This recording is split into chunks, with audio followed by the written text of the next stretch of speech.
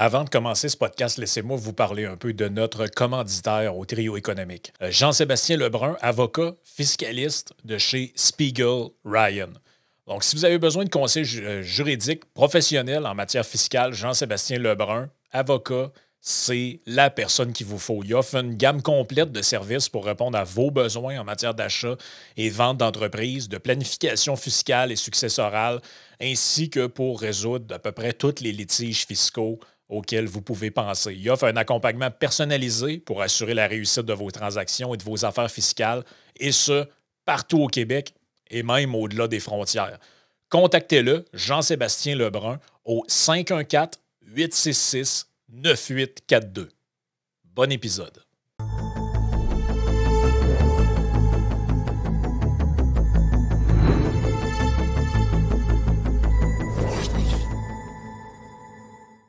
Hey, bienvenue dans ton trio économique. Cette semaine, on parle de Post Canada et leur grève. Bon, es-tu déclenché, potentiellement déclenché? On est dedans, on n'est plus dedans, elle est finie, peu importe. Ça devrait être privé, ça, cette cochonnerie-là. Hein? Et qui est mieux d'en parler que Vincent Gelozo, évidemment, l'homme qui se fait insulter et menacer pour dire des idées aussi saugrenues que de privatiser Post Canada. Mais juste avant, le livre suivant, Les leçons du passé d'Antoine Bernier, Le piège du confort, disponible sur Amazon, basé sur des personnages du trio économique, basé sur des histoires du trio économique. C'est un petit Chris de gauchiste qui joue au baseball puis qui a des idées préconçues sur toutes sortes d'affaires. Elliot Nash, son nom. Mais finalement, qui va vivre la vraie vie, qui fait un voyage dans le passé, qui retombe dans les années 20. Et éventuellement devra apprendre à la dure ce qu'est une crise économique et comment s'en sortir et pourquoi la liberté économique nous aide beaucoup dans nos vies. C'est une trilogie, ça c'est le premier livre. Antoine me disait l'autre jour qu'il va tout juste de presque compléter le deuxième livre. Donc le tome 2 s'en vient également dans les prochains mois. De votre côté... Vincent, comment ça qu'il y a des gens qui prennent ça à cœur? Ben, je comprends, là. Je veux dire, s'il y a des gens qui nous écoutent, vous êtes facteurs, puis tout ça, je peux comprendre que tu tiennes à ton emploi, là, ce bout-là. Mais mon guess, c'est que mon guess, c'est qu'il n'y a pas de facteur qui écrit à Vincent pour les menacer. Là. Oh non, j'en ai un. OK, t'en as bien un. Okay. J'en ai un, moi, qui m'a envoyé un message de haine. J'ai aussi daté une fois dans le passé une fille qui travaillait pour Post Canada. Elle avait des beaux mollets, sûrement. Elle était en très bonne forme. Moi, beaucoup moins. Devrait peut-être être facteur 6 mois. Honnêtement, si j'étais facteur 6 mois, j'en perdrais beaucoup de poids. Donc, tu sais, c'est pas un métier particulièrement facile. Il faut quand même se l'admettre. Mais la question, c'est pas tant ça. Les gens ont l'air d'avoir un attachement émotionnel à Post Canada. Quelques personnes. Probablement parce qu'il y a un symbole national dans le fait que c'est... Du monde normal, ça. Du monde qui l'utilise au service. Moi, je sais pas, de toutes les expériences de colis que j'ai, le seul pire que Post Canada, c'est UPS. Mais rappelle-toi, tu as toujours des gens qui font le même argument pour la SAQ. Il y a du monde qui aime la SAQ. Pas la SAAQ, la SAQ. Ouais. Tu as toujours des gens qui font ça. Les gens se mettent à s'imaginer que la société... Ils aiment donc bien ça être pauvres, ces gens-là. Il y a des gens qui pensent que la société d'État devient un symbole de la nation. Donc, si tu t'attaques à la société d'État, tu t'attaques à la nation, tu t'attaques à une partie de l'identité nationale. Demande à Mathieu Bock-Côté qu'est-ce qu'il pense si je disais de privatiser Hydro-Québec. C'est l'émancipation des francophones. C'est ce qui nous a permis d'être... C'est en plein été aussi. Là. Oui, bien, c'est la réponse. Et c'est pas grave, lui, il est en France, il s'en rend pas compte. Ben, probablement, je ne veux pas être plate, j'ai bien des choses à critiquer d'Hydro-Québec, mais c'est pas la France. Mais sinon, j'ai toujours ces courriels-là, puis la raison, c'est que les gens ont cet attachement-là à Post Canada, mais je comprends pas cet attachement-là parce qu'il n'y a aucune justification pour être attaché à un monopole public large. Il y en a un pour les régions éloignées, je me trompe-tu, ou même pas? Oui, mais si tu veux favoriser l'accès des régions éloignées, il y a des méthodes beaucoup plus cheap qu'un semi-monopole. Non, c'est que tu laisses... Si tu veux que les gens en région aient accès à des services, tu peux. On a fini le dernier podcast la semaine passée du Q&A là-dessus, puis on a été coupé court un peu, puis j'avais l'air d'être le méchant qui disait que les gens en région ne devraient pas avoir de service. La question, c'est est-ce qu'il y a des manières plus cheap d'offrir des services aux gens en région plus éloignée? Un monopole public, ce n'est pas la manière de s'assurer que des gens, disons, à Lac-La-Biche, en Alberta, c'est une vraie place. De toute façon, aient Amazon des livre services. dans les régions. Là, fait que, c'est Exactement. parfait. Donc, Là. ben, Ouais, il faut que tu sois loin en sacrifice pour que tu aies rien d'autre. Il y a même une année, j'avais vu un truc sur l'implantation d'Amazon dans plusieurs pays. Là. Puis il y a des gars en Inde qui livraient des colis en bicycle là, pour Amazon. Là. ben, Parce qu'il y a des endroits où il y a juste en fait plus ou moins de route. L'adresse est un peu obscure. Là. Mais oui, là, en fait, je pense qu'il ne faut pas présupposer que le marché ne peut pas délivrer de service avant de l'avoir essayé. Là. Ça, c'est un truc que les gens de gauche font souvent. C'est comme l'idée que si le gouvernement ne subventionne pas des petits médias locaux, il n'y aura juste aucune information. Là, t'es comme, ben, on l'a-tu vraiment essayé d'avoir un cadre dans lequel des médias peuvent émerger? Je ne suis pas sûr qu'on l'a tant essayé que ça. Moi. ben, mettons une couple Ouais. de choses sur la table là, pour qu'on soit vraiment conscient de quoi qu'on parle. Dans le marché postal, tu as deux choses qui existent. Tu as le marché des lettres et tu as le marché des colis. Donc, tout ce que Amazon fait, là, c'est dans les colis. Tout ce que Purelator fait, c'est des colis. Les lettres, c'est les choses qui ont un petit stamp de Post Canada. Les lettres. Les lettres, là, c'est en voie de disparition tranquillement. Exactement. Ça, c'est la partie du marché postal que Post Canada a un quasi-monopole dessus. C'est-à-dire que toutes les lettres qui sont envoyées en bas d'un certain poids, j'oublie la proportion exacte, sont domaine exclusif de Post Canada. Et à moins que la personne qui veut amener une lettre charge 300% du prix du timbre de Post Canada, donc un domaine exclusif pour Post Canada. Et c'est sur ce segment-là que Post Canada a toujours, depuis 1981, avant c'était une société d'État, mais à partir de 1981, c'est une société d'État. Avant, c'était un département, c'était un ministre des Postes que tu avais. Chaque fois qu'il y avait des pertes pour Post Canada, c'était payé par. On augmente le prix du timbre. Donc, tu te regardes depuis les années 80, le prix du timbre augmente plus vite que l'inflation. À chaque fois qu'il y a un problème financier à Post Canada, on augmente le prix du timbre. De telle sorte qu'aujourd'hui, le prix du timbre est à peu près 100% plus élevé, ajusté pour l'inflation qu'il l'était en 1981. Donc, Post Canada fait juste toujours passer le problème au consommateur en lui demandant de payer plus cher parce que sur une section du marché, il y a un monopole. Le problème, puis Yann a mis le doigt dessus, c'est que depuis une couple d'années, les lettres perdent en importance. Donc, Post Canada n'a plus la capacité de faire ça. Et ce qu'elle fait présentement, c'est qu'elle décide de faire ce qu'elle a fait en 1981. En 1981, elle a eu, quand elle a été transformée en société d'État, elle a eu des transferts gouvernementaux directement, donc des cash grants qui lui ont été donnés directement. Et on a recommencé l'année passée à faire ça en 2022. Post Canada a reçu un premier transfert et il est très clair qu'ils vont en recevoir d'autres. Donc maintenant, ce n'est pas juste comme contribuable qu'on paye ce qui se passe à Post Canada, ça va être comme, pas juste comme consommateur, mais comme contribuable qu'on va payer. Ben, en fait, moi, je dirais même, je pense que c'est encore pire que ça. C'est que je pense, tu sais, Yann il disait c'est en voie de disparition. Moi, je pense que c'est le gouvernement qui maintient ça artificiellement en vie parce que c'est les seules personnes avec la banque qui m'en envoient des lettres.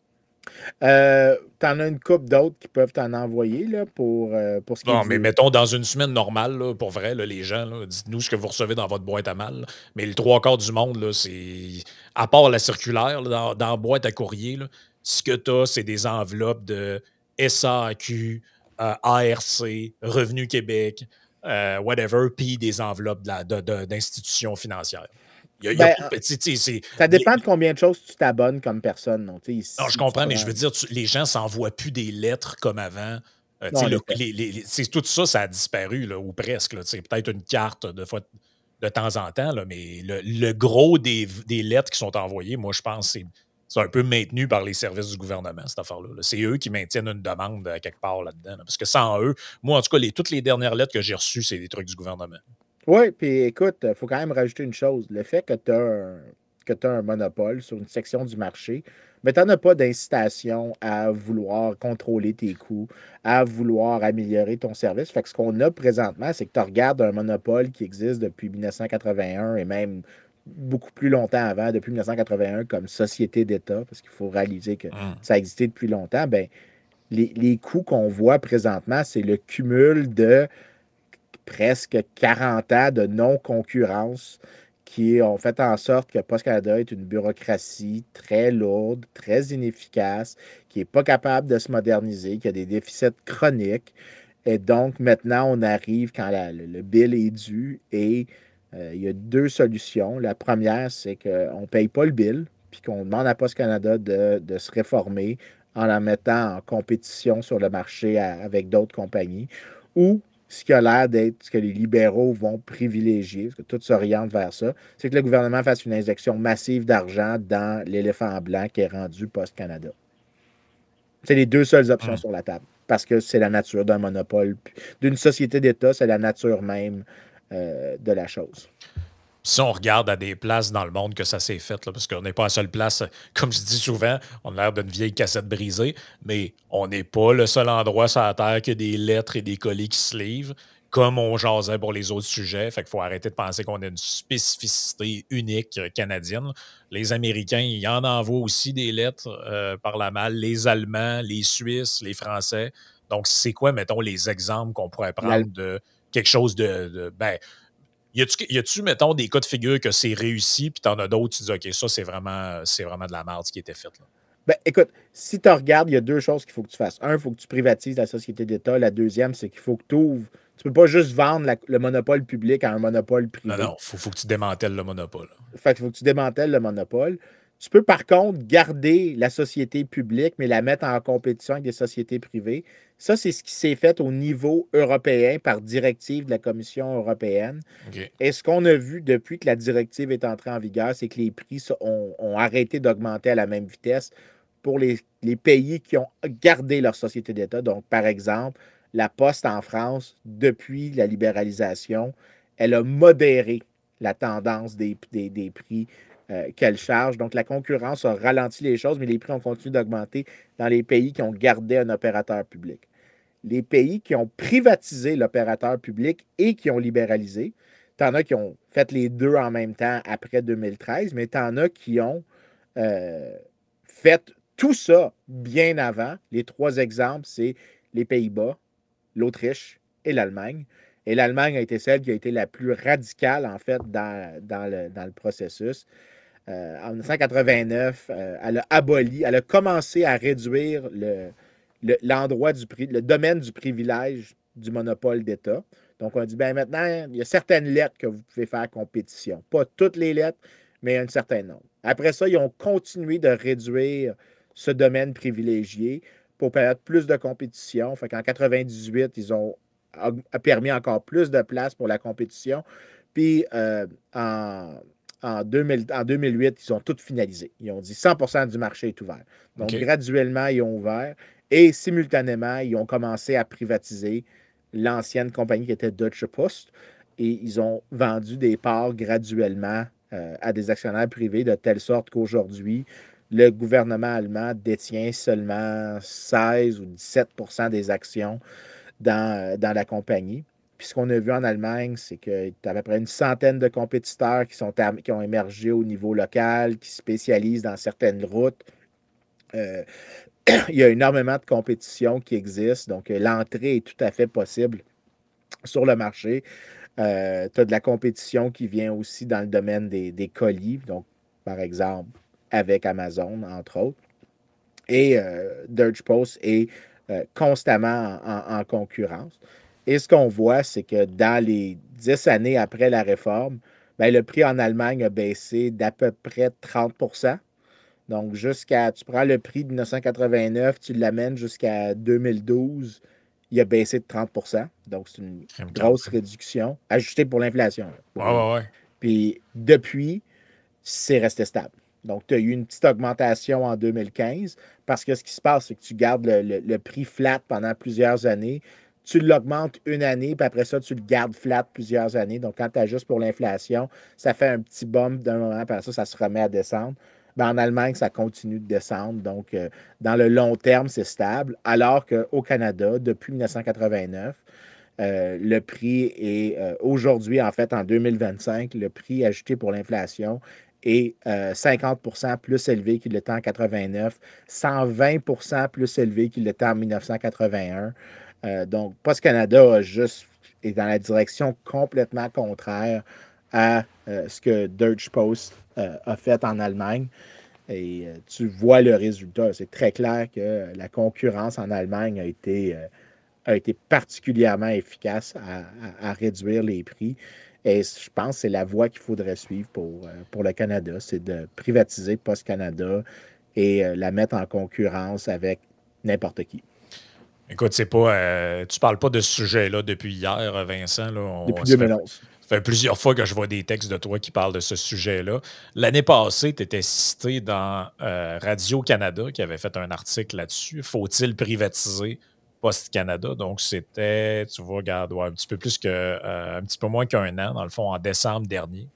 Et l'article commence comme suit. Le Canada devrait privatiser son système postal comme l'ont fait la Belgique et l'Allemagne, selon certains experts, certains étant pas mal toi. J'ai jamais parlé de la Belgique en passant. Je sais pas où est-ce qu'ils ont imaginé ça, là. Je sais, c'est pour ça que je l'ai lu, parce que je me souviens que tu avais écrit un email disant que tu n'avais jamais parlé de la Belgique, puis que tu ne savais pas pourquoi il t'avait. C'est dur, coter un expert. Oui, ça a l'air vraiment dur. Surtout que j'ai jamais écrit le mot Belgique dans aucun crise d'article. D'autres observateurs affirment que la situation de Post Canada n'est pas comparable à celle de ces pays européens. Donc, évidemment, toujours différent. La Société de la Couronne a enregistré des pertes de 3 milliards de dollars depuis 2018, y compris 748 millions l'an dernier. Cette situation financière, pour le moins précaire, et la récente grève des employés de Post Canada. Donc, on dirait qu'en fait, on dirait que c'est comme l'histoire. En fait, il n'y a, pas de temps qui s'est écoulé depuis. Petite grève Ouais, qui c'est ça. jamais grévé. La seule solution est de privatiser Post Canada, affirme Vincent Geloso, professeur d'économie à l'Université George Mason et analyste pour l'Institut Fraser. Bon, je ne sais pas pourquoi ils n'ont pas mis IEDM dans Dans le temps, c'était probablement parce que je l'avais écrit pour le Fraser dans. C'est ça. Je ne pense pas que des ajustements suffiraient. Donc, en gros, j'imagine qu'il t'avait demandé, penses-tu que 2-3 réformettes pourraient changer quoi que ce soit? La Et là, question classique. on revient. Il cite les exemples de la Belgique, de la Hollande et de l'Allemagne qui ont privatisé leur service postal. Grâce à la concurrence, dit-il, ces pays ont pu limiter l'augmentation des tarifs, ce que Post Canada ne fera jamais tant que ce sera une société de la couronne en situation de monopole. Limité, ça a réduit. Fait que ça vaut la peine de revenir pour fact-checker un peu. Ça, c'est des gens qui donnent des leçons d'information en passant. Tu n'as jamais parlé de Belgique, c'est écrit 2 fois dans le texte. Tu n'as pas dit limité. Bon, en tout cas.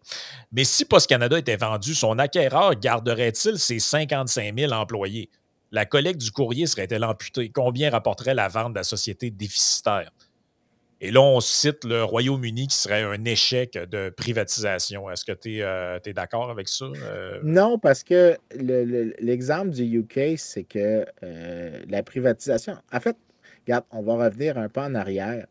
Les problèmes qui viennent quand tu fais des réformes, puis ça, c'est pas la première fois que les auditeurs vont m'en avoir parlé, c'est que si tu as comme un trade-off. Si tu fais une réforme rapide, you can break things. OK? Mais tu ne donnes pas le temps au groupe d'intérêt de s'organiser pour essayer de capturer quelque chose. Si, par contre, tu y vas lentement, tu peux réduire les chances de casser quelque chose dans le processus, mais tu augmentes les chances que les groupes d'intérêt se réorganisent autour de la nouvelle structure et continuent d'extraire par des manières détournées des rentes. Donc, par exemple, on en avait parlé avec les transitions après, par exemple, les régimes soviétiques. Les pays d'Europe de l'Est, c'était très difficile de faire le shock therapy parce que tu faisais un paquet d'erreurs dans le processus parce que tu y allais trop vite.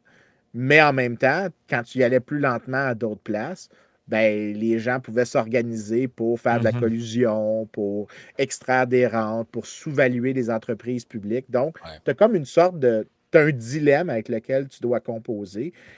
Et il faut que tu trouves une manière de minimiser ce dilemme-là. L'Angleterre n'a pas fait ce que tu pourrais appeler le best practice.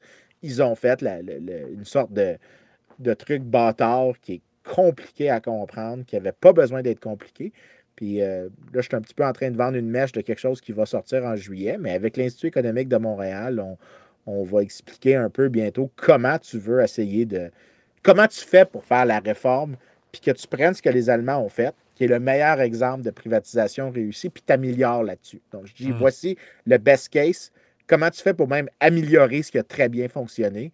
Et nous, ce qu'on dit, c'est qu'il y a des manières de limiter l'espèce de trade-off que je te mentionne, puis que tu peux avoir un best practice des best practices. Ah, c'est ça. Je ne vois pas de modèle de privatisation qui soit une réussite brillante, écrit Marvin Ryder, professeur de marketing à l'université McMaster. Il est toujours là, lui. Le professeur Ryder se demande aussi quelle compagnie voudrait acheter Post Canada, étant donné que le secteur privé ne s'est intéressé qu'au colis, pas au courrier jusqu'à maintenant. Mais c'est parce qu'ils peuvent parce qu'il y a un monopole! C'est un monopole. Légal! C'est comme dire, mais pourquoi on pourrait avoir du privé en l'électricité? Jusqu'à présent, aucune entreprise s'est intéressée à produire et vendre du courant aux particuliers. Ils n'ont pas le droit. Des arguments, non-arguments. Ian Lee, professeur à l'université de gestion Sprott de l'université Carleton, qui a fait sa thèse de doctorat sur l'avenir de Post Canada, ajoute que la densité de population et donc la clientèle est beaucoup plus élevée en Europe. Ça change la réalité économique, ça change tout. C'est pour ça qu'on ne peut pas utiliser les exemples de l'Europe. Okay? Donc, le bout initial. Ça, si tu fais quoi, mettons, de cet argument-là? Les gens qui disent, au Canada, on est trop de monde, pas assez nombreux, c'est pour ça que ça prend un truc du gouvernement. Je résume leur argument, mais en gros, c'est ça. Deux réponses. C'est qu'ils pensent que c'est la géographie qui détermine ça, mais la géographie, la plupart des Canadiens sont concentrés dans les grandes villes. Donc, tu n'as pas particulièrement il y a des places où il n'y a personne qui vit, donc tu ne peux pas faire... C'est pas un vrai argument. Deux, c'est pas la géographie qui compte, c'est la taille du nombre de consommateurs que tu as. Et en disant, on va garder le marché uniquement pour les firmes canadiennes, tu n'as pas d'économie d'échelle que tu pourrais avoir si une compagnie pouvait faire un partenariat avec une firme américaine ou même être une firme américaine qui rentre dans le marché canadien.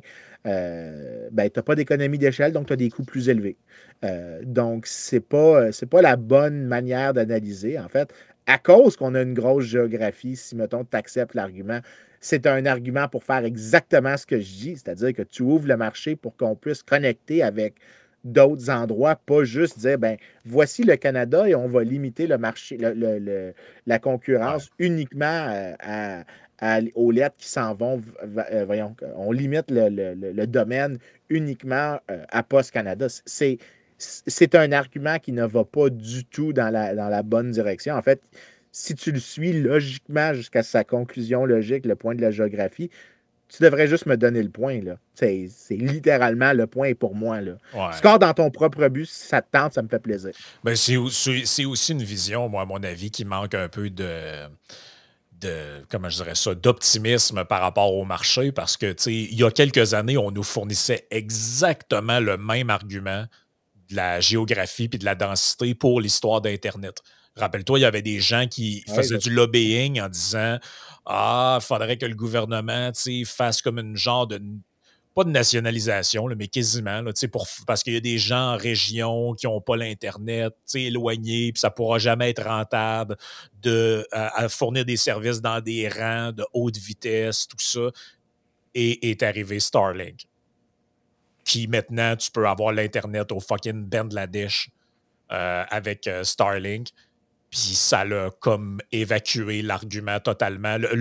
Il y a quelque chose qui est arrivé, puis ça a juste carrément fait disparaître l'argument de dire, il faudrait que, vu qu'il n'y a aucune compagnie qui ne pourra jamais offrir d'Internet dans des régions très éloignées, le faire via le gouvernement ou en tout cas des subventions ou que le gouvernement paye genre Vidéotron ou je sais pas trop pour qu'ils fassent des lignes dans des coins très reculés. Puis finalement, Starlink est arrivé. Tout ça pour dire que c'est pas une défense de Starlink que je fais, mais c'est une défense de l'idée de dire que il peut y avoir d'innovation. L'argument qui consiste à dire c'est pas possible, c'est trop ci, c'est pas assez ça, en fait, vous le savez pas. Vous n'en Ben, en avez fait, aucune idée. Là, c'est surtout qu'il y a une autre affaire. Les gens, implicitement, quand ils font cet argument-là, ils veulent que le prix soit le même partout à travers le Canada, Ah, mais il n'y a ben là. aucune raison pourquoi le prix devrait être le même partout au Canada. Je m'excuse, mais tu devrais payer un petit peu plus cher si tu vis dans un endroit plus éloigné. Ça fait partie de la game. Mais mettons qu'on croit que tu n'es pas d'accord avec ce que je viens de dire. On accepte, par exemple, qu'il y ait des choses qui soient plus chères en région. C'est tout à fait normal. Il y a des choses qui sont moins chères en ville, il y a des choses qui sont plus chères en ville. Ah, ouais. C'est tout à fait normal. Le logement est beaucoup moins cher en région. Ça ne veut pas dire que les gens des régions devraient payer pour les gens des villes pour du logement moins cher. Mais mettons que tu dis ça. Ça ne veut pas dire qu'un monopole public ou une société d'État, c'est la bonne manière avec tous les coûts qui viennent avec. Tu peux aussi juste faire ce qu'on a déjà comme outil, c'est qu'au Canada, on a le, il y a déjà des exemptions. Hein. Dans ton rapport d'impôt, il y a la ligne 491 ou quelque chose comme ça Ah, ouais. qui te demande dans quelle région tu vis et tu as une déduction qui est ajoutée à ça. Parfait. Augmente le nombre de régions qui se qualifient. Tout le monde qui est dans une région, dans un census area avec moins de X nombre de personnes est automatiquement qualifié pour la déduction. That's it. Puis le Northern Tax Credit Edition, ils disent que si dans une zone prescrite, tu as une déduction qui est de 5 à 50 à 11 par jour de résidence si tu vis à cet endroit-là. Donc, sur l'année, fais ça fois 365. Ben, si tu es dans une zone particulièrement remote, ben, tu as à peu près 3 000 en remise d'impôt. Augmente ça par une couple de personnes, c'est moins cher que le coût du prix plus élevé pour les gens dans les villes. Parce que les gens dans les zones prescrites, il n'y en a pas une tonne. Ce n'est pas un grand nombre de personnes. C'est beaucoup plus simple de faire des mesures ciblées que d'avoir un mastodonte public qui ne fonctionne pas. Vas-y avec ma solution. Oui, parce que l'offre de service ou de commerce, ou appelez ça comme vous voulez, l'offre globale de choses que tu peux consommer, que ce soit des services de l'État ou des choses privées, est moins grande en région, moyennant quelques exceptions, peu importe que ce soit privé ou gouvernemental. Là. Quand vous allez vivre dans un petit village, ben, il y a moins de restaurants, l'offre de loisirs est souvent moins élevée, là, nonobstant les trucs de plein air et le skidoo, ces trucs-là. Là. Mais tu sais, globalement, si tu vas vivre dans une ville, c'est sûr qu'il y a plus de diversité de restaurants, de musées, de ci, de ça. Puis, tu sais, il y a personne. Je pense pas que ça viendra à l'idée de personne de dire ben, il faudrait que si tu vis à Saint-Prime, au Lac-Saint-Jean, tu aies la même quantité de restaurants que quelqu'un qui vit à Longueuil ou à Laval ou à Trois-Rivières. Tu sais, je veux dire, c'est qui déjà en soi sont trois places qui n'auront pas la même offre non plus. Là. Exactement. C'est vrai que ça n'a comme pas de sens. Là. Mais je trouve ça bizarre de supposer qu'il n'y aura jamais de. Oui, puis ça présume. Ben, c'est le même argument en passant qui était fait avec l'électricité. Ah, les compagnies d'électricité, ils ne veulent pas fournir les gens en région parce que c'est trop cher.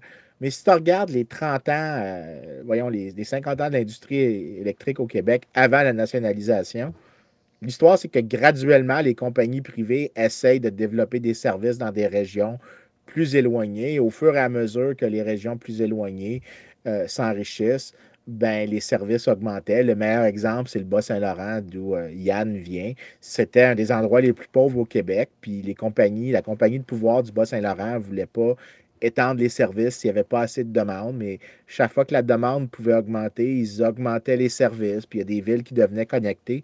De telle sorte que même si c'était une compagnie privée qui était dans la place, avant la nationalisation par René Lévesque, à peu près tout le Bas-Saint-Laurent était connecté. La compagnie privée, graduellement aussi, il y a des nouvelles technologies qui apparaissaient, les coûts de transmission diminuaient, ils connectaient au service. L'argument, c'est qu'il fallait que tu fasses un paquet de taxes pour financer les gens, sur les gens de Montréal, pour que les gens dans le Bas-Saint-Laurent aient l'électricité 2 ans plus tôt. Il ne faut pas exagérer non plus. Ouais, c'est un argument extrême, puis c'est de présenter. Quand tu le présentes comme on vient de le dire, c'est pas la même game, c'est pas le même argument. Ouais. Tu réalises qu'il y a quelque chose d'autre qui traîne derrière et que c'est probablement plus politique. Ouais, puis tu sais, les compagnies, là, sont pas, je veux dire, ils font des choses que des fois on pense qu'ils font pas. C'est-à-dire que pour aller chercher un marché supplémentaire, des fois, ils sont prêts à refiler une partie du coût de développement de ça à leurs autres clientèles pour pouvoir gagner de nouveaux marchés. Là. L'exemple de ça, c'est un restaurant. Là. sais, quand tu vas dans un... Il y a plusieurs... Si vous parlez à n'importe qui a un restaurant ou qui a déjà géré la cuisine d'un restaurant, les finances, tout ça, il y a plein de plats sur le menu d'un restaurant qui sont pas très rentables, voire même qui perdent presque de l'argent en les vendant. Mais pour attirer plus de clients, parce que tu as une offre plus diversifiée, tu es prêt à composer avec le fait que tu as des plats qui sont peut-être pas très rentable, entre autres avoir sur le menu, mettons, un offre végé ou vegan. Il y a plein de restaurants qui ne font pas d'argent avec ça, mais ils l'ont parce qu'ils se disent, ben avec ça, tu sais, je peux avoir un groupe de personnes qui vient, puis tout le monde va avoir de quoi pour lui, au lieu que ce groupe-là choisisse d'aller dans un autre restaurant qui, lui, va l'offrir. Fait que tu es prêt à casquer une perte ou un non-profit ou une absence de profit ou un profit très minime dans une vision à plus long terme. Fait que, je pense qu'il y a des entreprises... Ça veut dire que tu prends un coût qui augmente tes revenus encore plus. C'est ça. Fait que, moi, je pense qu'une compagnie, pour avoir même qui fournit un service dans un coin reculé, va peut-être être prête à prendre une perte pendant un temps, mais pour avoir plus de parts de marché qu'une autre entreprise dans une vision à plus long terme. Dans l'article, ça dit... Plus tôt en décembre, un professeur en gestion, Gilles Levasseur de l'Université d'Ottawa, a affirmé au micro de Radio-Canada que Post Canada devait revoir son modèle pour mieux répondre à la demande. Post Canada doit être capable d'avoir un avantage concurrentiel par rapport aux autres entreprises qui sont dans le domaine des colis, selon lui. Fait que là, lui, il n'est pas dans les lettres, mais dans le colis. Là.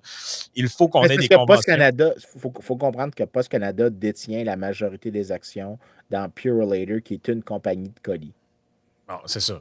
Selon lui, il faut qu'on ait des conventions collectives qui permettent cette flexibilité de travailler les fins de semaine, ce que font les autres. C'est plus cher, mais les gens l'ont plus rapidement. Donc, c'est quoi? Il est en train de dire que Post Canada ne peut pas rivaliser, mettons, avec Intelcom, vu qu'Intelcom te livre des colis à samedi soir. Genre. Ça, c'est la prétention de la connaissance de Hayek en une image. Ce chercheur-là, il n'a pas nécessairement tort, mais je ne sais pas s'il a raison. Parce qu'il est en train de dire que lui, il sait exactement qu'est-ce que l'entreprise devrait faire, qu'est-ce que le marché est. Et donc, tout ce qu'il a besoin, c'est que ce soit lui l'expert qui soit en charge et qui va pouvoir déterminer la bonne manière de gérer la société d'État. Le point que moi, je fais, c'est que tu ne peux pas figurer ça naturellement. Les incitations d'un monopole public font en sorte que ils n'ont pas intérêt à adopter la meilleure solution parce qu'ils n'ont pas de... There's no reward. Il n'y a aucun bénéfice à faire quelque chose qui réduit les coûts. En fait, si tu penses à comment un monopole public fonctionne, le but d'un monopole public, c'est d'augmenter les coûts parce que les coûts, c'est la rente des gens qui sont dans le monopole. Si tu as des salaires plus élevés pour les employés que ce qu'ils auraient sur le marché compétitif, c'est une rente. Si tu as des bureaux plus gros que nécessaire pour le management, c'est une rente. Si tu offres des véhicules de service au management, c'est une rente, mais ça augmente les coûts. C'est la nature d'un monopole public et ils n'ont aucune incitation à découvrir des meilleures manières de faire en étant un monopole public sur les lettres et en ayant la capacité de se tourner vers l'État et de demander des aides publiques si jamais le monopole devient impertinent dans la mesure que les gens n'utilisent plus des lettres. Mais là, ils vont dire, ben, tu sais, on a encore quelques lettres envoyées, puis c'est un service essentiel, mais on perd de l'argent sur ça. Fait qu'il faudrait que tu nous donnes des aides publiques parce que notre section colis n'est pas suffisante anymore. Bien, c'est pas un bon argument. Tu ne peux pas essayer d'imaginer autre chose que les résultats qu'on a à cause des incitations que la provision publique implique. C'est pour ça que la seule manière, c'est de sortir entièrement de ce système-là et de donner un setting compétitif pour que Post Canada, un Post Canada privatisé, se sente capable de découvrir la meilleure manière de faire. Puis j'aimerais ça quand même. Mais juste dire de quoi, parce que tu as passé rapide là-dessus, là. Mais ça, c'est un excellent texte à lire. Là. Quand tu disais la prétention de la connaissance de Hayek, c'est en fait son texte qui a. C'est sa lecture quand il y a eu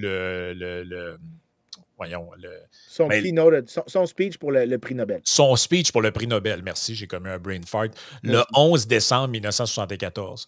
Donc, ça s'appelle La prétention à la connaissance. Vous pouvez aller lire ça, c'est libre de droit là, sur Internet. Et il dit, en gros, dedans, il dit les constructivistes prétendent avoir la connaissance nécessaire pour planifier la société. Arrogance, erreur ou mensonge de prétendre connaître quelque chose qu'ils ne connaissent pas et ne peuvent pas connaître. That's the point here. Et il dit, ils se servent de la connaissance qu'ils prétendent avoir comme un prétexte pour prétendre avoir le droit de planifier la société, alors que ce n'est pas la vraie raison. Ils le feraient ou le font déjà, même s'ils n'avaient pas la connaissance. Donc, autrement dit, c'est l'idée de dire, ben, c'est un peu, quand je dis en joke, quand je répète un peu en blague le truc sur l'avant-garde éclairée, c'est un peu ça. Il y a beaucoup de gens, je pense, qui présupposent, qui se la jouent détenteurs du savoir. Puis ça, c'est toutes des affaires que Miguel redisait aussi dans son bouquin sur justement le fait que... C'est incroyable comment ce livre-là était prescient. C'est ça le beau mot en français? Ouais, je pense que ça peut se dire. Prescient, oui. Mais tu vois, il dit aussi même des...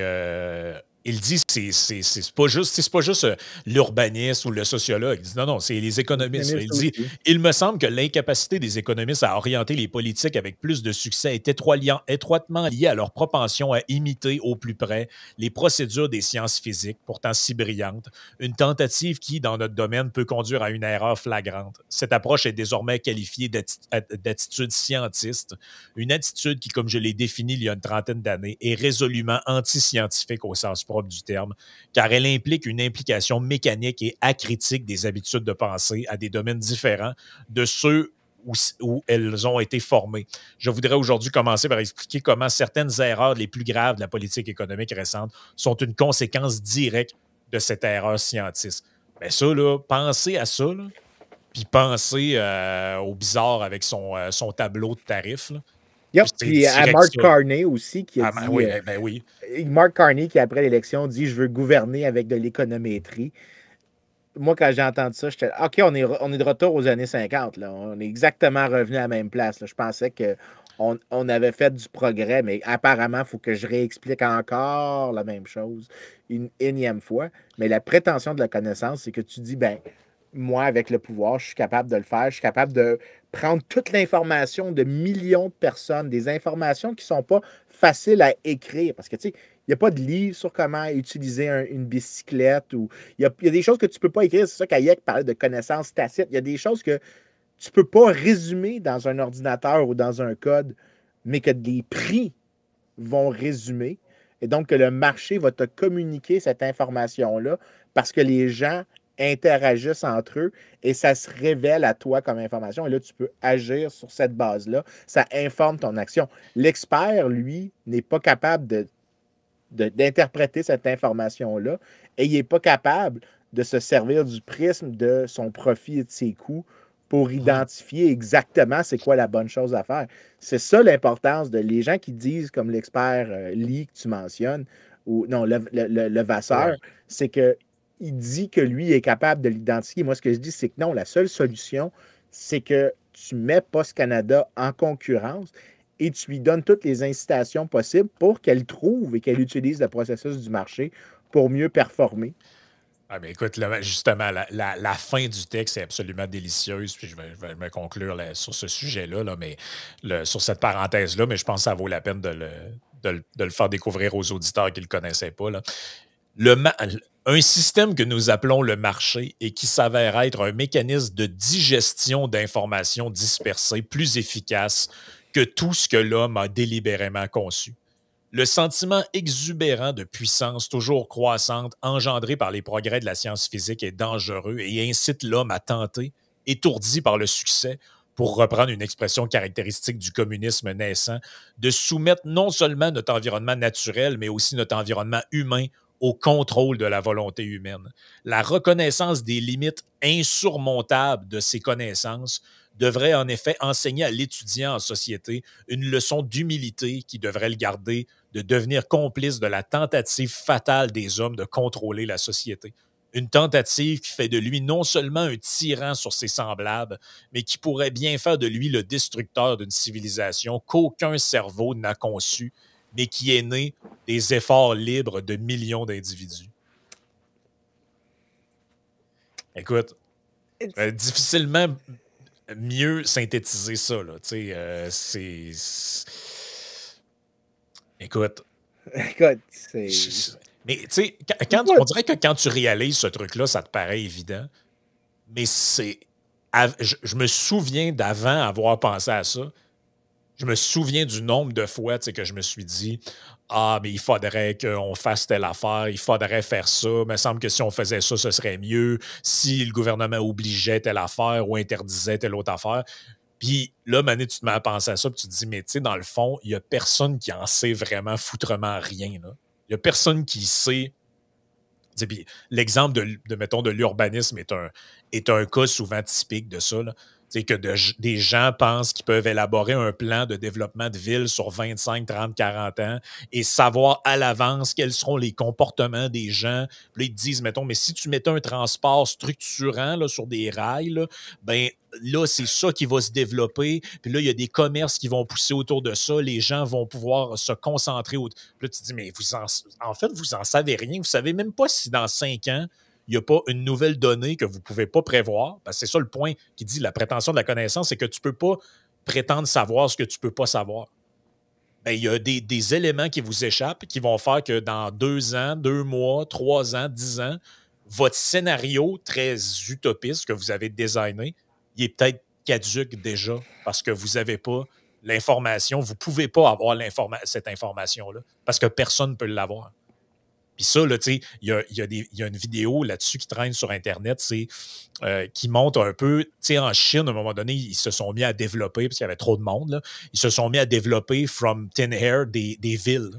Oui, Mettons, quelque part, la plupart, c'est des villes fantômes maintenant. C'est ça, puis c'est des villes fantômes. Pourquoi? Tu dis, ben voyons, pourquoi? Pourtant, ils ont construit de l'habitation, ils ont construit des routes pour aller là, ils ont construit des écoles, des hôpitaux. Ouais, mais il n'y avait pas de mouvement organique pour aller là. Il y avait pas de. Dans le fond, les gens ils savaient pas pourquoi il faudrait qu'ils vivent là. Ah, OK, Oui, ça en fait, les villes, la plupart des villes que les gens pensent qui ont été construites par un législateur, souvent, quand on regarde l'histoire, c'est pas exactement vrai. Fait que, tu sais, l'exemple, ce serait Constantinople, qui est Istanbul aujourd'hui. Ils disent, ben Constantinople, l'empereur Constantin, alors qu'en réalité, il y a toujours eu une ville là, qui s'appelait Byzantium.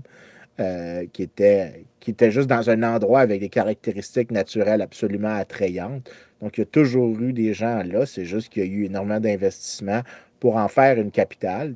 Puis là, ça a grossi, mais tu sais, la ville n'est pas née à cause d'un plan d'un bureaucrate, mais par des gens des gens qui se sont dit, ben, c'est un bon place pour faire du commerce. Le Bosphore est une excellente position. Mais la même chose avec la plupart des grandes villes aux États-Unis sont nées de cette manière-là, plus entrepreneuriale, de la vision des villes. Mais tu sais, tu peux pas. L'idée que tu peux planifier la société from the top down, ça marche pas. C'est pour ça que quand on parle, nous, comme libéraux, puis on reviendra à Post Canada après, c'est que c'est mieux que tu penses aux critères dans lesquels l'État, là, il doit satisfaire des critères pour qu'il puisse intervenir. Là, que c'est pas que le marché, que tu es meilleur que le marché, c'est que tu dis c'est quoi que c'est absolument nécessaire. Tu pourrais dire que pas de police par l'État, c'est pas une bonne chose. Parce que sinon, il y a une anarchie, puis tu as la jungle hobbesienne qui apparaît. Fine, tu peux dire que la police peut être faite par l'État, mais tu sais, tu remplis des critères. Tu ne penses pas en termes d'un idéal, tu penses en termes de le strict minimum nécessaire qui doit être passé. C'est pour ça que le Geloso Tree, je pense, est une bonne manière de penser. C'est que tu te poses une série de questions, puis si tu remplis tous les critères, là, il y a une justification plausible pour l'État. Mais dans ce cas-ci, tu n'as pas de prétention de la connaissance, c'est que tu es en train de faire un raisonnement qu'il faut vraiment que tu sois très, très, très, très, très, très, très, très, très, très sûr que ce que tu fais est au moins pas pire que ce que tu ne fais pas. C'est ça, c'est ça, c'est plus un arbre de déconstruction de l'action plutôt que c'est rendu là. C'est que si tu as passé toutes les étapes, on va considérer que ton action est peut-être un moindre mal. En fait, on devrait pouvoir en débattre à ce point-là. C'est ça. C'est même plus ça. En fait, je devrais dire que la 5e étape, c'est que ça, c'est une proposition qui peut être discutée démocratiquement, qui vaut la peine d'être discutée à ce point-là. Mais pour revenir à Post Canada, comment tu fais pour sortir, pour que tu ramènes le marché dans ça, puis tu n'aies pas les problèmes qui viennent dans comment tu fais la transition vers le marché? Bien, l'argument que je fais, c'est que tu veux avoir la transition rapide. Parce que, comme j'ai dit, si tu y vas trop lentement, tu donnes la chance aux gens de s'organiser et de faire des cochonneries. Et le problème d'y aller trop vite, c'est que là, tu casses des choses. Le nom que ça a, ça c'est asset stripping. C'est que tu as des insiders qui servent d'informations privilégiées et qui vont comme prendre l'entreprise, ils vont enlever toutes les choses qu'il y a avec, puis ils vont revendre les actifs séparément. C'est comme si tu t'achetais une maison pour le cuivre dans le toit, mettons. Ouais. Ben, un peu ça, l'analogie. Asset stripping, c'est ça. C'est généralement un des gros problèmes avec la privatisation. Moi, ce que je dis dans la note, c'est que l'Institut va sortir, c'est que tu pourrais faire quelque chose parce que tu vends les actions initialement aux employés de Post Canada. Donc, tu prends un bloc d'actions et tu dis pour les employés de Post Canada, 40% des actions vous sont soit données, soit vous sont vendues à des prix tellement modiques que c'est quasiment donné. Et ça maximise pas les revenus pour l'État, mais comme j'ai dit plusieurs fois, je m'en calisse des revenus de l'État. Ça devrait jamais être un argument. Là. C'est un argument que je ne considère pas. En fait, le point que je fais, c'est que ça assure les chances que ça ne devienne pas un drag plus tard en faisant ça. Parce que si tu vends l'entreprise initialement aux employés, la première chose que tu fais, c'est que tu transformes tous les gens du syndicat qui sont syndiqués et employés de Post Canada, tu les transformes en actionnaires. Et donc, ils ont des intérêts à résister le asset stripping parce qu'ils vont avoir peur que les pensions soient éliminées, que leurs actifs soient éliminés. Donc, ils ont une incitation à résister les tentatives prédatrices qui viendraient de gens qui comprennent mieux que l'État lui-même qui vend les actions, comment ça fonctionne. Deuxièmement, ça augmente les chances que la privatisation réussisse parce que les gens dans l'entreprise, ils ont, dans la logique de Hayek, ils ont plein d'informations que eux seuls comprennent, que le marché n'est pas encore capable de voir parce que c'est un monopole public et qu'il n'y a aucune incitation à essayer de faire un profit sur ces informations-là. Bien, les employés, maintenant, ces informations-là que eux comprennent, qui sont difficiles pour d'autres de comprendre, eux peuvent faire un profit à utiliser ces informations-là. Donc là, en les transformant en actionnaires, tu les transformes aussi en agents de la réussite de la privatisation. Et donc là, tu les alignes avec l'intérêt, avec le succès de la société d'État. Et donc, tu les alignes avec le marché, en gros. Ajoute la concurrence. La concurrence va dévoiler encore plus d'informations. Et c'est pour ça que ce que nous, on dit, c'est que tu devrais faire ça en 2 années, mettons. Première année, tu donnes des actions à Post Canada, aux employés, disons 40% des actions. Et simultanément, tu fais une ouverture partielle du marché. Et la deuxième année, le reste des actions sont vendues et les employés de Post Canada peuvent les vendre à qui ça leur tente aussi. Donc, la première année, ils n'ont pas le droit de transfert. La deuxième année, ils ont le droit, puis le reste du marché est ouvert dans la deuxième année. Privatisation hyper rapide, hyper claire, dans lequel tu rends tous les gens qui sont dans la société d'État, de leur donner une raison de pouvoir, de causer le succès de Post Canada. C'est pour ça que je dis, c'est la manière que tu devrais aller de l'avant. Donne des actions aux employés de Post Canada, ouvre le marché la première année. Le reste, la deuxième année, fait tout le reste. Ouais, ben c'est souvent l'argument qui revient. Là, mais il y a des gens qui vont perdre leur emploi, puis vous ne pensez pas à eux autres. Puis, pour vrai, là, si les gens font l'effort d'écouter un peu ce qu'on dit, là, à chaque fois qu'on a proposé, que ce soit la gestion de l'offre, que ce soit d'autres affaires, il y a tout le temps un way. Il n'y a personne qui est dans la rue là, avec notre affaire. Là. Avec nos propositions. Puis, ça reste des propositions là, aussi. Là. Je veux dire, on n'a pas les moyens de les implanter. On ne vous fera pas perdre votre emploi du jour au lendemain. Là. Mais il y a tout le temps l'idée qu'il y a un genre de way out là-dedans ou de porte de sortie qui peut même être bénéfique pour la personne. Fait que, je comprends un peu mal quand on reçoit des trucs extrêmement agressifs ou un peu hystériques là-dessus. Je me dis, il n'y a personne là, qui parle de mettre du monde dans la rue. Là. Littéralement, personne ne parle de ça. Là. Ben écoute, une des choses, c'est que dans le long terme, Deutsche Post, par exemple, en Allemagne, a réussi à grossir en termes d'emploi, probablement plus que si c'était resté une société d'État. Parce qu'elle s'est étendue dans d'autres marchés, elle a offert d'autres services. Fait que pour ça que nous autres aussi, on parle j'ajoute que tu devrais libéraliser, mais aussi pas dire comment le service devrait être offert, de laisser les prix s'ajuster, de laisser les compagnies offrir plusieurs services. Donc, Il n'y a aucune raison, par exemple, qu'une compagnie ne pourrait pas offrir des services de colis et de poste avec des lettres, mais aussi, par exemple, de livraison de nourriture, de faire des deals avec Raison Uber, de meubles, de tout ce que tu veux. Tu sais, dans le fond, un de faire service de des livraison. partenariats bancaires, Ben oui, d'avoir des... un service de livraison, c'est un service de livraison. Je comprends que tu peux te spécialiser dans un truc précis, puis que quelqu'un qui livre des lettres, livre des meubles, c'est pas la même chose. Là. Je suis pas fou. Là. Ouais, ben, Mais tu peux avoir des. Ben d'ailleurs, c'est drôle parce que au Québec, il y a une société d'État qui utilise une compagnie pour faire de la livraison. C'est la SQDC. La SQDC fait la Société je savais pas ça. québécoise du cannabis fait de la livraison chez les gens. Et de ce que je comprends, je ne sais pas c'est qui utilise là, comme service, là, mais c'est pas Post Canada. OK? C'est un char qui vient chez vous puis il met un sac en avant de la porte. Ben, je veux dire, pourquoi mettre. Tu sais, je veux dire, si tant est que tu me dis que c'est légal, pourquoi Post Canada ne pourrait pas livrer, pourrait pas avoir une division de son truc? Mettons que ça devient privé, ce truc-là. Pourquoi il ne pourrait pas avoir une division de son truc qui livre, qui Oui, livre puis ça, là, tu sais? pour aller plus loin, pourquoi ça pourrait pas être TVA qui offre des services? C'est pour ça que nous, ce qu'on dit dans la note, c'est que tu devrais même déréglementer, tu devrais enlever le plus de règles possible sur comment le service doit être offert, puis que tu permets aux firmes de Ouais, ouais. faire plusieurs choses en même temps.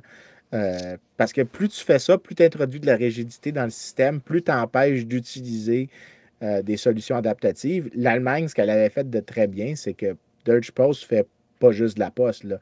Ils font des services de logistique pour les entreprises, ils font des services Ouais, ouais, de ouais. développement d'affaires, parce que ben, quand tu envoies des mass surveys par la poste, que tu envoies les circulaires, disons, début des années 90, tu envoies les circulaires par la poste, tu as de l'information sur qui reçoit les circulaires en fonction de quel client t'a demandé qu'est-ce qu'il voulait faire pour ça. Ben là, ce que tu peux dire, c'est écoutez, si vous achetez nos services, nous, on peut vous dire quels endroits seraient les meilleurs pour situer votre business. On vous vend ce service-là à côté aussi. Mhm. Business Intelligence, ça a une valeur très importante de communiquer cette information-là. Deutsche Post fait beaucoup de big data, par exemple. Tu devrais leur permettre de faire pour un nouveau Canada Post privatisé ou des compagnies qui font compétition avec Post Canada, d'avoir cette espèce de flexibilité dans les types de services qu'ils peuvent offrir. Mais la seule manière de découvrir c'est quoi le bon mix, c'est d'avoir de la concurrence. C'est pour ça que la meilleure solution, c'est fais juste privatiser le mastodonte et en même temps, ouvre-la à la compétition. Fais ça le plus rapidement possible. Limite tous les risques en downside en offrant dans la première année des actions aux employés de Post Canada. Tu leur donnes les actions, en fait. Je préférerais donner que de vendre à des prix modiques. Fais juste leur donner genre 40% des actions. Puis il n'y a rien qui empêche que le syndicat achète le reste du 60% si ça leur tente. Écoute, je pense que ça a le mérite d'avoir été dit. C'était quand même assez clair, là, Ça m'arrive. ce qui est l'enjeu là-dedans. Tu sais, c'est un peu comme dans n'importe quoi. Là. Il y a plein de trucs qui ont été essayés ailleurs. Fait que tu peux voir un peu si ça fonctionnait ou si ça fonctionnait pas. Puis au final, ben, ça revient un peu à ce qu'on disait avec la prétention de la connaissance. En fait, là, c'est un peu un statement qui se nie lui-même. Là. Mais je pense que la seule prétention que j'aurais dans tout ça, c'est que j'ai la prétention de penser qu'il n'y a personne qui sait vraiment mieux que le marché. Ça, Non, effectivement. c'est ma seule prétention, c'est que je pense qu'il n'y a aucun bureaucrate, aucun politburo, aucun groupe organisé qui sait mieux que le marché, parce que le marché, c'est des milliers et des millions, des milliards de transactions. Et cette information-là fait qu'à un moment donné, quelqu'un saisit que, oh, il y a une opportunité d'affaires avec quelque chose, personne ne l'avait vu, moi, je viens de l'avoir. Tu sais.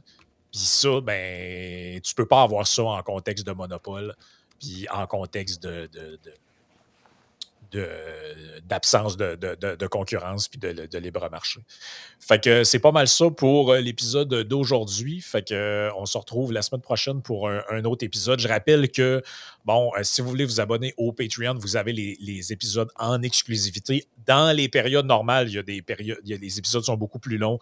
Il y a du contenu bonus pour les membres Patreon. Maintenant, pour quelques semaines, bon, on enregistre plusieurs épisodes plus courts pour accumuler du matériel parce que Vincent va prendre un petit break pour finir l'écriture de ces 150 000 articles et 2 livres